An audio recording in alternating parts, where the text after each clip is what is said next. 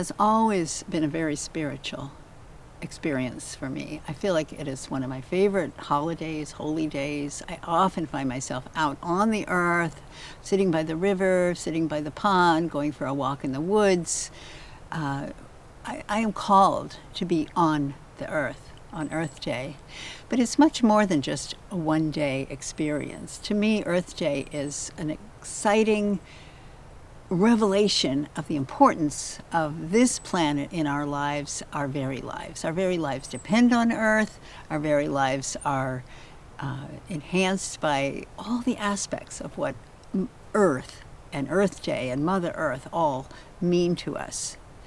Well, I'm so grateful for spring and Earth Day and the opportunity to call attention to the importance of the planet in our very lives, our very existence. So I really feel like this is our special day. It's just a reminder, but it's a holy day. It's a spiritual day, because without the earth, without this living being that surrounds us, without the blossoms that bloom in the spring, without the birds that call, without the breeze that blows, without the sky that lightens our path and the sun, without the moon, all of these things tie together and give us our home, our sacred home, our physical home, our planet home.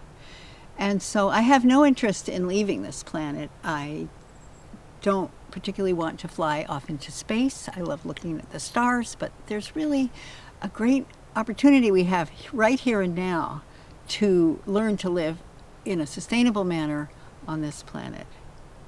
And one of the things that Dean and I like to do a lot is watch videos about people who are growing food in their backyards or raising orchards and animals and finding ways, returning to the old ways in a certain way, because there might come a time when we're not just going to be able to go buy our groceries exactly when we want them, how we want them. And as the groceries become more and more processed and filled with chemicals, we're going to be wanting to grow our own food. So we're very excited. And for some reason, this is the way we've been all our lives, is just wanting to make us a community where we can grow the food that we need and plenty of food to share. And I believe that as people are concerned themselves about some unusual time that might be happening that isn't to our liking, how people might be acting in these unusual, strange times, learning to grow food, learning to share with our neighbors, learning to have good relationships with our neighbors, these are the things that are going to help us survive in the coming times. I'm not a fatalist. I do believe we will live on this planet for a long time as human beings, but I think there's a lot that we can do to make it a better place and also give more people the opportunity to be feeding their families, housing, homing their families, not being homeless and unhoused in ways that we're seeing more and more of these days. So I don't think we're looking for a return to a previous way of living. I think we're looking for a new way of living, a way that we can actually be in harmony with our neighbors, or with the other human beings who may be different from us, with people of other faiths, of color, other races, of other sexes, all the things that might be different, make it different, we're different from them. It doesn't matter. We want difference. We want diversity. And that's the thing that I think is good when we can recognize that diversity in our biological systems, in our ecosystems, is what is the healthiest system. So we're not looking to create just a monochromatic tree farm or a bunch of corn in a row. We're looking to create a harmony of systems, a harmony of foods, a harmony of things that we can plant in the earth and we can reap the benefit of. We can plant the seeds and then they will grow, but we need to know what we're planting.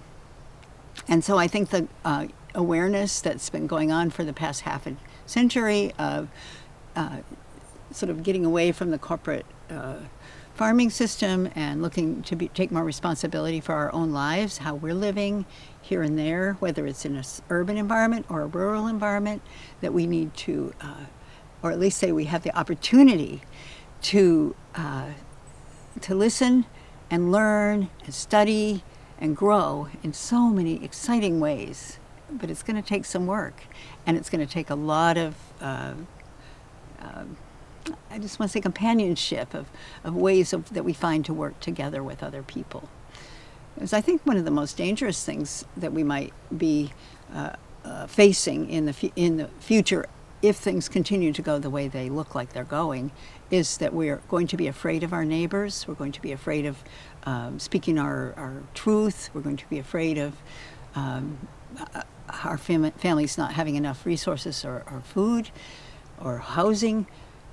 But that doesn't have to be that way if we take these steps now, if we join with our friends and neighbors and people of like mind to build this world as we see, not complaining, not degrading, and not even worrying about what's past. Let's go forward. I think it's a time that we can all have a much greater sense of hope and a sense of positive future if we can really accept that this is a time we're born, this is what we volunteered for, and this is how we are going to be able to come together to create a new society, a fresh new society based on many of the past aspects of our reality, but also forging new ideas and accepting the beauty of families, of communities, of tribes, and of diversity, and of equity, and of inclusion.